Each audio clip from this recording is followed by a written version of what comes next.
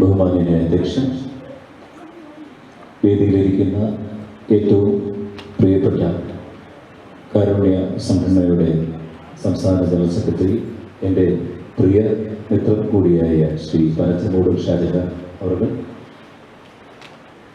എൻ്റെ അനുജൻ സംഗീത സംവിധായകൻ, മ്യൂസിക് കോളേജിലെ കാലഘട്ടത്തിൽ എൻ്റെ ജൂനിയറായി സംഗീത സഹചാരിയായി പ്രവർത്തിച്ച് സംഗീത മേഖലയിലെ സംഗീത സംവിധായകനായും ഗായകനായും ചലച്ചിത്ര പിന്നണി ഗായകനായും ഇപ്പോൾ ഒരുപാട് വിദ്യാർത്ഥികളെ സംഗീതം അഭ്യസിപ്പിക്കുന്ന സംഗീത അധ്യാപകനുമായ ശ്രീ ഭരത്ലാൽ. ഞാൻ സംഗീത കോളേജിൽ പഠിക്കുന്ന കാലത്ത് വളരെ വളരെ പാവമായി അവിടെ ഇരുന്ന ഇങ്ങനെ സൈഡിൽ കൂടെ മാത്രം പോയിക്കൊണ്ടിരുന്ന ഒരു വീണ വിദ്യാർത്ഥി പ്രൊഫസർ, നിങ്ങൾക്ക് ഈ പരിപാടിയുടെ മുഖ്യ അതിഥിയായി ഇവിടെ എത്തിയിരിക്കുന്ന പ്രൊഫസർ ജെസി, എൻ്റെ കഠിന പ്രയത്നം കൊണ്ട് മ്യൂസിക് കോളേജിലെ ഗാനഭൂഷണം ഗാനപ്രവീണയ്ക്ക് ശേഷം വിമൻസ് കോളേജിൽ നിന്ന് MA മ്യൂസിക് എടുത്തു, ഡിഗ്രി എടുത്തു. അതിനുശേഷം ഡോക്ടറേറ്റ് ലഭിച്ചു. ഡോക്ടറേറ്റ് ലഭിച്ചല്ല, നേടിയെടുത്തു. അപ്പോൾ ഇതൊക്കെ ഒരു ചലഞ്ചാണ്. അപ്പോൾ അത് നേടിപ്പിക്കുന്ന നല്ലൊരു കൈയടി കൊടുക്കണം ജെസിക്ക്. കാരണം 86 മുതൽ 92 വരെ പഠിച്ചതിന് ശേഷം ഞാൻ ആദ്യമായിട്ടാണ് ജെസിയെ കാണുന്നത്. അപ്പോൾ ആ ഒരു കാലയളവിൽ നേടിയെടുത്ത കാര്യത്തെപ്പറ്റി സന്തോഷപൂർവ്വം പറയുമ്പോൾ ഒരു പ്രയത്നമാണ്. കാരണം ഇവിടെ കൂടിയിരിക്കുന്ന മൊത്തം ഒരുപാട് പ്രതീക്ഷയോടെ പാട്ടുകൾ പാടുകയും പ്രൈസ് വാങ്ങിക്കാനും വന്നിരിക്കുന്നത് എല്ലാവർക്കും ഒരു മത്സരത്തിൽ ജയിക്കാൻ പറ്റത്തില്ല, ആരെങ്കിലും ഒരാളായിരിക്കും ജയിക്കുന്നത്. എന്ന് പറഞ്ഞാൽ സെക്കൻഡ് കിട്ടുന്ന ആൾ മോശമായ പാട്ടുകാരിയോ പാട്ടുകാരനോ ആയിരിക്കില്ല എന്നുള്ളത് നമ്മൾ മനസ്സിലാക്കണം. ഇവിടെ പ്രയർ പാടിയ മോള് വളരെ നല്ല ശബ്ദമായിരുന്നു. നല്ലൊരു കൈയടി കൊടുത്തേ മോൾക്ക്. പ്രാക്ടീസ് ചെയ്യാം, കൂടുതലായിട്ട് പ്രാക്ടീസ് ചെയ്യണം. അതിന് ആലാപ് വന്നപ്പോഴത്തേക്ക് ആ പാടി വന്നിരിക്കുന്നതിൻ്റെ ഒരു മിസ്റ്റേക്ക് തിരുത്തി മുന്നോട്ട് പോകാൻ മക്കൾ ശ്രമിക്കാം കേട്ടോ.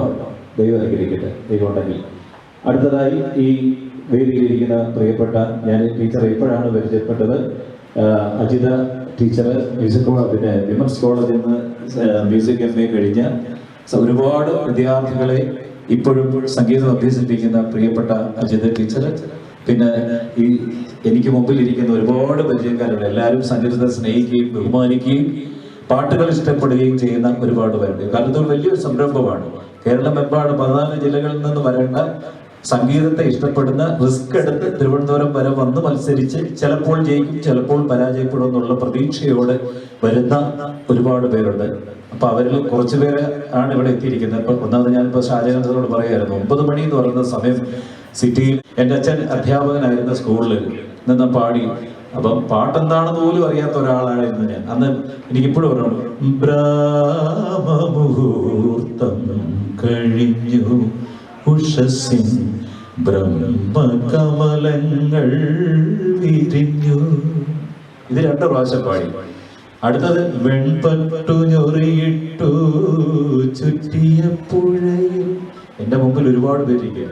പിന്നെ ബാക്കി ഞാൻ മറന്നുപോയി. ഇത് തിരിച്ചും മറിച്ചും പാടി വിറച്ച് ഇറങ്ങിപ്പോന്ന ഒരാളാണ് പന്തളപ്പാലൻ. പിന്നീട് 40 വർഷമായി 10,000 വേദികൾ പാടിയിട്ടുണ്ടെങ്കിൽ അതിൻ്റെ പിന്നിൽ ഒരു എഫർട്ടും ഒരു സത്യവുമുണ്ട്. സംഗീതം സത്യമാണ്, സംഗീതം സാന്ത്വനമാണ്, സംഗീതം ഒരു മരുന്നാണ്. അപ്പൊ തീർച്ചയായിട്ടും ഒരു ദിവസം കൊണ്ടൊന്നും ഒരു പാട്ടുകാരനോ പാട്ടുകാരിയോ നമ്മുടെ സമൂഹത്തിൽ അറിയപ്പെടുന്നതല്ല. ഇപ്പൊ നമ്മുടെ സ്റ്റാർ സിംഗർ ആണ് ഏറ്റവും വലിയ ഒരു പ്രതീക്ഷ പേരൻസിന്റെ. അതിനേക്കാൾ ഉപരിയാണ് സംഗീതം വ്യക്തമായിട്ട് പഠിക്കുക എന്ന് പറയുന്നത്. സംഗീതം പഠിപ്പിക്കണം മക്കളെ. ഇപ്പൊ ഞാൻ ഒരുപാട് സ്കൂളുകളിൽ പോകുന്നുണ്ട്. അപ്പൊ അവിടെ പോയിരിക്കുന്നതിന്റെ ഒരു കാര്യമുണ്ട്. ഒരു കുട്ടി, ഒരു മനുഷ്യനെ നാം എടാന്ന് വിളിക്കുന്നത് എടു എന്ന് വിളിക്കുന്നത് സർ എന്ന് വിളിക്കുന്നതോട് വലിയ വ്യത്യാസമുണ്ട്. എന്താണ് വിളിക്കുന്നത്? എന്താടും, ഹലോ ചേട്ട, ഹലോ മിസ്റ്റർ, ഹലോ സ്റ്റാർ എന്ന് വിളിക്കുന്ന ഒരു വ്യത്യാസം കുട്ടികൾക്ക് ഉണ്ടാകണമെങ്കിൽ സംഗീതമാണ്. ഒരു കലാകാരൻ ഒരിക്കലും ഒരു തീവ്രവാദിയാകാൻ സാധിക്കത്തില്ല. അവന് ഇവിടെ പറഞ്ഞതുപോലെ നമ്മുടെ പിന്നെ സ്വാഗതം പറഞ്ഞത്, കാരണം ഈ സംഘടനയെ പറ്റി പറഞ്ഞ അധ്യക്ഷൻ പറഞ്ഞതുപോലെ ജാതി മത വ്യത്യാസമില്ലാതെ പ്രവർത്തിക്കുന്ന ഒരു സംഘടന എന്ന് പറഞ്ഞ ഈ കാലഘട്ടത്തിൽ വളരെ പിന്നെ എന്താ പറഞ്ഞ വളരെ പ്രാധാന്യമുള്ളൊരു വാചകമാണ് അവർ പറഞ്ഞത്. കാരണം അറിയാം നമ്മുടെ ഒരു ഈ കറുപ്പിന്റെ ഒരു വിഷയമുണ്ട്. കറുപ്പാണ് ഇപ്പൊ വേടൻ എന്ന് പറയുന്ന ഒരു കലാകാരനെ പറ്റി എന്ന് പറയുന്നത്. കറുപ്പായതുകൊണ്ട് അവൻ അനുഭവിക്കുന്ന വേദനകളും. കഴിഞ്ഞ വർഷം RLV രാമകൃഷ്ണൻ എന്ന് പറയുന്ന ഒരു അതുല്യ കലാകാരൻ, കലാഭവമണിയുടെ അനിയൻ, അദ്ദേഹം ഈ സംഗീത യാത്രയില് നൃത്തത്തില് 2 ഡോക്ടറേറ്റും എടുത്തു. അതിനുശേഷം പിന്നെ ഡോക്ടറേറ്റ് എടുത്തു, 2 ഡബിൾ MA എടുത്തു. ഇതൊക്കെ സാധ്യമായിട്ട് മോഹിനിയാട്ടത്തിൽ മാത്രം കോൺസെൻട്രേറ്റ് ചെയ്തിരുന്ന ഒരു കലാകാരൻ മോഹിനിയാട്ടം കളിച്ചപ്പോൾ ഇവിടെ കറുത്തവൻ അല്ലെങ്കിൽ ആണുങ്ങൾ മോഹിനിയാട്ടം കളിക്കേണ്ട എന്ന് പറഞ്ഞ് വലിയ വിവാദമായി കേരളവും ലോകമെമ്പാടുമുള്ള മലയാളികൾ മൊത്തം രാമകൃഷ്ണനോടൊപ്പം നിന്നു. അപ്പൊ സത്യം തിരിച്ചറിയുവാനും ഒരു മതത്തിന്റെ പേരിൽ, ഒരു നിറത്തിന്റെ പേരിൽ ഒരു കലാകാരനെ മാറ്റി നിർത്തപ്പെടുവാൻ സാധ്യമല്ലാത്ത ഒരു കാലഘട്ടത്തിലെ പറ്റിയാണ് ഞാൻ ചിന്തിക്കുന്നത്. ഇവിടെ ഇരിക്കുന്ന ഇസ്ലാമും ക്രൈസ്തവനും സിഖും ഒരമ്മ ഹിന്ദുവും എല്ലാം ഒരമ്മ പെറ്റ മക്കളാണെന്ന് നമ്മുടെ സിരകളിലൊക്കെ ഓടുന്നത് ചുവന്ന ചോരയാണെന്നുള്ള ചിന്തയോട് ജീവിക്കുന്ന ഒരു സംസ്കാരമാണ് ഞാൻ പ്രതീക്ഷിക്കുന്നത്. മതമില്ലാത്തൊരു ഇന്ത്യയെ പറ്റിയാണ് ഞാൻ ചിന്തിക്കുന്നത്. സംഗീതം വലിയ ഘടകമാണ്. നമ്മുടെ അറിയാം, കലാകാരന്മാരായ ഒരുപാട് പേരെ മാറ്റി നിർത്തപ്പെട്ട ഒരു സമൂഹത്തിൽ കൂടിയാണ് നാം സഞ്ചരിച്ചുകൊണ്ടിരിക്കുന്നത്. നമ്മുടെ മകൾ ഒരു ഹയർസിലേക്ക് എത്തുമ്പോൾ ഒരു പാട്ട് പാടി ഒന്ന് ഹിറ്റായി കഴിഞ്ഞാൽ പിന്നെ അതിനെ പിടിച്ച് എങ്ങനെ തളർത്താം എന്നുള്ളതാണ്. കാരണം എൻ്റെ ജീവിതാനുഭവം കൂടെയാണ് ഞാൻ ഈ പങ്കുവയ്ക്കുന്നത്. ഓരോ പേരൻസും മനസ്സിലാക്കേണ്ട കാര്യം വെച്ചാൽ നമ്മുടെ കുട്ടികളുടെ കഴിവ് എത്ര മാത്രമുണ്ട് എന്നുള്ളതിനെ പറ്റി അവരുടെ കുറവുകൾ എന്താണ് എന്ന് മനസ്സിലാക്കി അവരെ പ്രോത്സാഹിപ്പിക്കുവാൻ ശ്രമിക്കുമ്പോഴാണ് നല്ലൊരു കലാകാരനോ നല്ല കലാകാരിയോ നമ്മുടെ സമൂഹത്തിൽ ഉണ്ടാകുന്നത്. യാതൊരു പ്രൈസ് കിട്ടണം. ഈ വർക്കലയിലെ ഒരു മത്സരത്തിൽ കേരളാടിസ്ഥാനത്തിലുള്ള കേരളാടിസ്ഥാനത്തിൽ ഒരു മത്സരമായിരുന്നു. അപ്പോൾ അത് രവീന്ദ്രൻ മാഷൊക്കെ കടന്നു വന്ന ഒരു വർക്കല ശാരദ കലാസമിതി എന്ന് പറയുന്നത്. അവിടുന്ന് ഒരുപാട് കലാകാരന്മാർ വന്നു. രവീന്ദ്രൻ മാഷ്, ഇടവ ബഷീർ, കടക്കാവൂർ മോഹൻ, ആ പിന്നെ ബ്രഹ്മാനന്ദനൊക്കെ പാടി വന്ന ഒരു ഗാനമേള ട്രൂപ്പായിരുന്നു. അപ്പൊ അദ്ദേഹത്തിന്റെ അച്ഛൻ രൂപപ്പെടുത്തിയ ഒരു സംഘടനയായിരുന്നു. അതായത് അദ്ദേഹത്തിന്റെ അച്ഛന്റെ സ്മരണാർത്ഥം നടത്തിയ അഖില കേരള അടിസ്ഥാനത്തിൽ ഒരു മത്സരം നടത്തിയായിരുന്നു. അപ്പൊ അത് കുറേ കുട്ടികൾ പാടി. അതിലൊരു കുട്ടി പാടിയ സംഗീതമേ അമര സല്ലാപമേ, അവൻ 25 പ്രാവശ്യം മത്സരത്തിൽ ഫസ്റ്റ് ആയിരുന്നു. പക്ഷെ ഞാൻ ഫസ്റ്റ് കൊടുത്തില്ല. എന്റെ മോൻ എല്ലായിടത്തും ഫസ്റ്റാണ് കിട്ടുന്നത്, ഇവിടെ എന്ത് കിട്ടും, വലിയ പ്രശ്നമായി. അപ്പൊ ഞാൻ അതിന് വളരെ വ്യക്തമായിട്ട്, കാരണം സംഗീതമേ അമര സല്ലാപമേ ആ കാലഘട്ടത്തിൽ ഏറ്റവും കൂടുതൽ പാടിയ ഒരാളാണ്. എനിക്ക് അതിന്റെ അരിവും മൂടിയൊക്കെ അറിയാം. അപ്പൊ അത് കൃത്യം, കാരണം ആ മിസ്റ്റേക്കുകൾ മനസ്സിലാക്കാൻ പേരൻസുകൾ ശ്രമിച്ചില്ലെങ്കിൽ നമ്മുടെ മക്കൾക്ക് ഒരിക്കലും ഉയർച്ച ഉണ്ടാവില്ല എന്നുള്ളതാണ് ഞാൻ പറയുന്നത്. സംഗീതം പൊളിക്കാനൊന്നുമുള്ളതല്ല. നമ്മുടെ ഒരു വരി അല്ലെങ്കിൽ ഒരു സ്വരം പാടുമ്പോൾ വളരെ കൃത്യമായിട്ട് അത് ജനങ്ങളിലേക്ക് എത്തിക്കാൻ സാധിക്കുന്നത് ഗുരുത്വമാണ്. പ്രത്യേകിച്ച് പേരൻസ്, ഞാൻ പറയുന്ന ഒരു കാര്യം, നമ്മുടെ കുട്ടികൾ സംഗീതം പഠിപ്പിച്ചു കൊടുക്കുന്ന ആദ്യ ഗുരുവുണ്ട്. ആദ്യ ഗുരുവിനെ മറന്നാണ് പലരും ഒരു ലെവലിലേക്ക് എത്തിക്കഴിഞ്ഞാൽ. അപ്പം പിന്നെ എവിടെ പഠിക്കുന്നു, ഇപ്പം ഞങ്ങൾ ഓമനക്കുട്ടി ചെറുതാണ്, രമേശ് നാരായണൻ. അപ്പം അങ്ങനെ സമൂഹത്തിൽ ഏറ്റവും പേരുള്ള ഒരിടത്തായിരിക്കും. പക്ഷെ യഥാർത്ഥ ഗുരു അവിടെ ഇരിക്കുകയാണ്. അദ്ദേഹത്തിന്റെ മനസ്സ് നോക്കുമ്പോൾ ഉണ്ടാകുന്ന ഒരു ഗുരുത്വ ദോഷമുണ്ടല്ലോ, അത് പലരും ഏറ്റുവാങ്ങിയിട്ടുണ്ട്. ഞാനൊരു കുട്ടിയെ എക്സാമ്പിൾ പറയാം. എന്റെ വീട്ടിൽ 3-4 ഒരു വിനയം, സംസാര രീതി, ഓപ്പൺ അപ്പ് ആയിട്ടുള്ള കാര്യങ്ങൾ പറഞ്ഞു തരുന്നത്, ആ ശബ്ദം തന്നെ നമുക്ക് കേൾക്കുമ്പോൾ നമ്മുടെ മനസ്സിലുണ്ടാകുന്ന ഒരു സന്തോഷം. തീർച്ചയായിട്ടും എനിക്കിപ്പം ഈ ബാലൻ ചേട്ടനെയാണ് എനിക്കിവിടെ കൂടുതൽ അറിയുന്നത്. എനിക്ക് യാതൊരു പരിചയമില്ല ഇവരെ. ആ സമയത്ത് ശ്രീ പഞ്ചമോട് ഷാജഹാൻ സാറ് അവിടെ വന്ന് ഫ്രണ്ടിലിരുന്ന് എന്നെ വന്ന് വിളിച്ചിട്ട് പുറത്തോട്ട് വിളിച്ചു നിർത്തിയിട്ട് പറഞ്ഞു, മാഡത്തിന് PhD കിട്ടി, ഞങ്ങളുടെ വൈകുന്നേരത്തെ പ്രോഗ്രാമിൽ വരണം, മാഡത്തിനെ ആദരിക്കുന്നുണ്ടെന്ന് പറഞ്ഞു. സത്യത്തിൽ വേറെ എത്രയോ സംഘടനകളും സൊസൈറ്റികളും മറ്റും ഇവിടെയുണ്ട്. പക്ഷെ അവർക്കാർക്കും അങ്ങനെ ഒരു കാര്യം ഒരിക്കലും തോന്നില്ല. അപ്പം ഞാൻ സത്യത്തിൽ ഈ ഒരു പ്രോഗ്രാമിന് എന്നെ വിളിക്കുമ്പോൾ ഇന്ന് ഞാൻ ലീവ് എടുത്താണ് ഇവിടെ വന്നിരിക്കുന്നത്. തീർച്ചയായിട്ടും അന്ന് എനിക്ക് അവരെ ആദരിക്കാൻ തോന്നിയ അവരുടെ ഒരു മര്യാദ, ഈ ഒരു സൊസൈറ്റി കാണിച്ച ഒരു മര്യാദ, അതെനിക്ക് മറക്കാനാവാത്ത ഒന്നായിട്ടാണ് അനുഭവപ്പെട്ടത്. അന്ന് രമേശ് നാരായൺ സാറായിരുന്നു അവിടെ ചീഫ് ഗസ്റ്റായിട്ട് വന്നിരുന്നത്. അപ്രകാരം ഈ ഒരു കൾച്ചറൽ സൊസൈറ്റി ഇന്ന് സംഘടിപ്പിച്ചിട്ടുള്ള, കാരുണ്യ കൾച്ചറൽ സൊസൈറ്റി ഇന്ന് സംഘടിപ്പിച്ചിട്ടുള്ള ഈ ഒരു കരോക്കെ ഗാന മത്സരത്തിൽ എത്തിച്ചേർന്നിട്ടുള്ള എല്ലാ കുഞ്ഞുങ്ങൾക്കും എൻ്റെ എല്ലാവിധമായ ആശംസകളും ഞാൻ നേരുകയാണ്. ഏറ്റവും നന്നായി പാടുന്ന ഒരു കുട്ടിക്കായിരിക്കും തീർച്ചയായിട്ടും ബാലൻ ചേട്ടൻ പറഞ്ഞ പോലെ നന്നായി പാടുന്ന ഒരുപാട് പേരുണ്ടായിരിക്കും. പക്ഷെ ആ ഒരു 5 മിനിറ്റ് അവരേത് രീതിയിൽ പാടുന്നു, അങ്ങനെ മാത്രമേ നമുക്ക് ജഡ്ജ് ചെയ്യാൻ സാധിക്കുകയുള്ളൂ. അതുകൊണ്ട് എല്ലാവർക്കും എല്ലാവിധ ആശംസയും നേരുന്നു. അതോടൊപ്പം തന്നെ എന്നെ ഈ ഒരു വേദിയിലേക്ക് ഈ ഒരു മത്സരത്തിന് ജഡ്ജ്മെൻറ്റിന് ക്ഷണിച്ച കാരുണ്യ കൾച്ചറൽ സൊസൈറ്റിയിലെ എല്ലാ ഭാരവാഹികൾക്കും എൻ്റെ പ്രത്യേകമായ നന്ദി അറിയിക്കുന്നു. ഞാൻ എൻ്റെ വാക്കുകൾ ഉപസംഹരിക്കുന്നു. നന്ദി, നമസ്കാരം.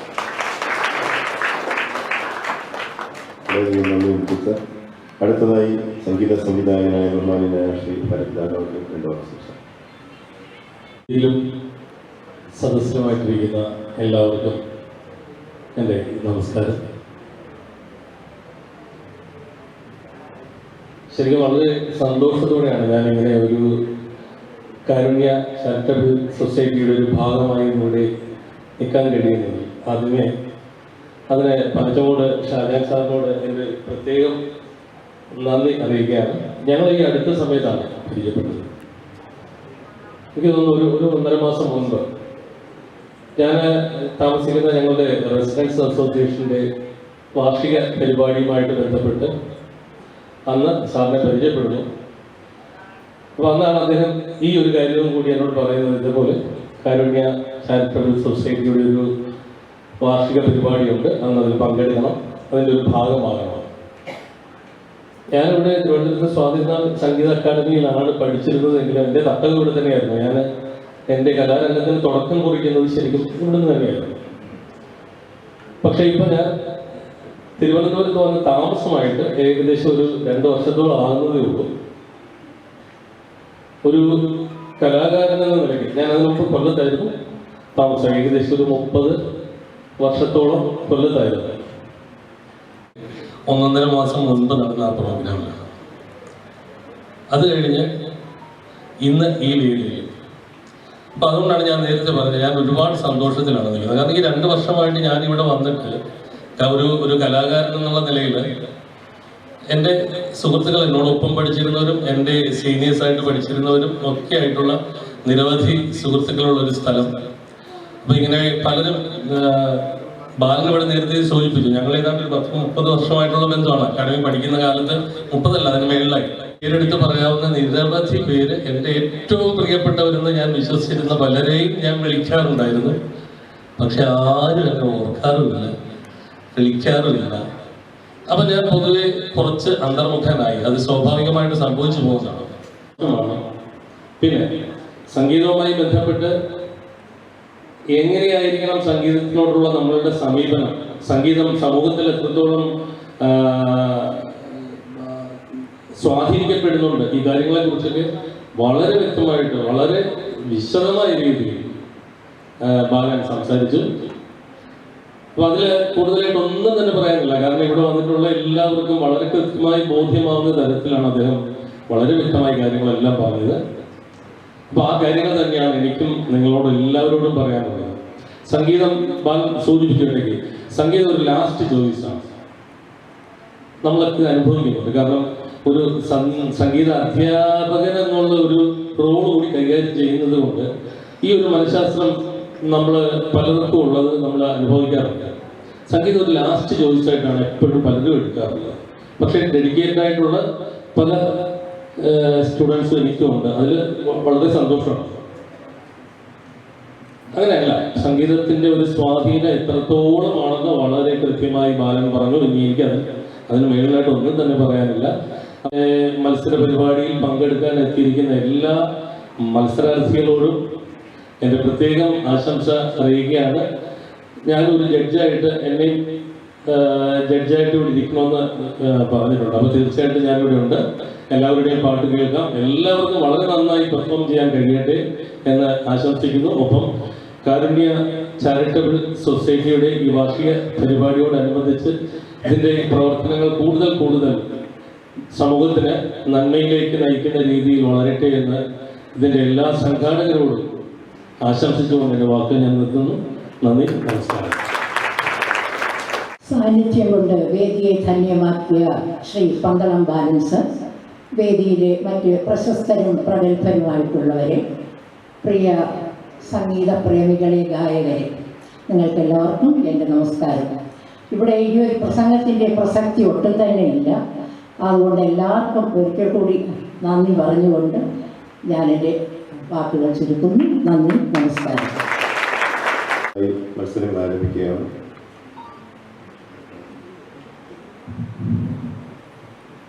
ബഹുമാനപ്പെട്ട ഉദ്ഘാടകൻ, ശേഷം സംസാരിച്ച വിശിഷ്ട വ്യക്തികൾ, ജഡ്ജസുമായിട്ടുള്ളവർ, പലർക്കും ഉദ്ഘാടകൻ ഉൾപ്പെടെയുള്ളവർ സംസാരിച്ചത് കേൾക്കാൻ കഴിഞ്ഞിട്ടില്ല.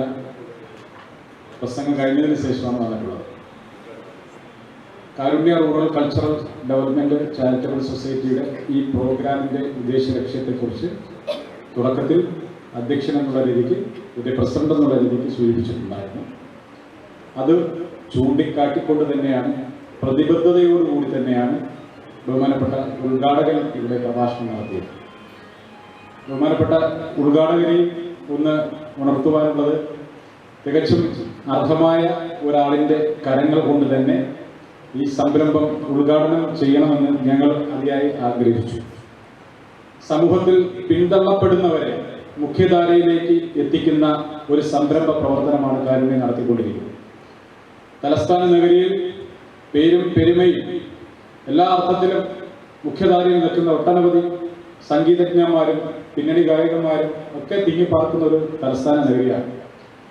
അങ്ങനെയുള്ള ഈ സ്ഥലത്ത് അതിൽ ഏറ്റവും അർഹനായിട്ടുള്ള ഒരു വ്യക്തിത്വത്തിൻ്റെ ഉടമ എന്നുള്ള ആ ഒരു കൺസെപ്റ്റിൽ തന്നെയാണ് അദ്ദേഹത്തെ ഞങ്ങൾ സെലക്ട് ചെയ്തത്. അദ്ദേഹം വളരെ പ്രതിബദ്ധതയോടുകൂടി സമയമെടുത്ത് തന്നെയാണ് ഇവിടെ കാര്യങ്ങൾ അവതരിപ്പിച്ചത്. അത് പരമാവധി പ്രതിബദ്ധതയോടെ നിങ്ങൾ ഉൾക്കൊള്ളും എന്ന് ഞങ്ങൾ പ്രതീക്ഷിക്കുന്നു. ഈ മത്സരത്തിൽ മറ്റൊരു പ്രത്യേകത, 14 ജില്ലയിലുമുള്ള പ്രതിനിധികൾ പങ്കെടുക്കുന്നുണ്ട്.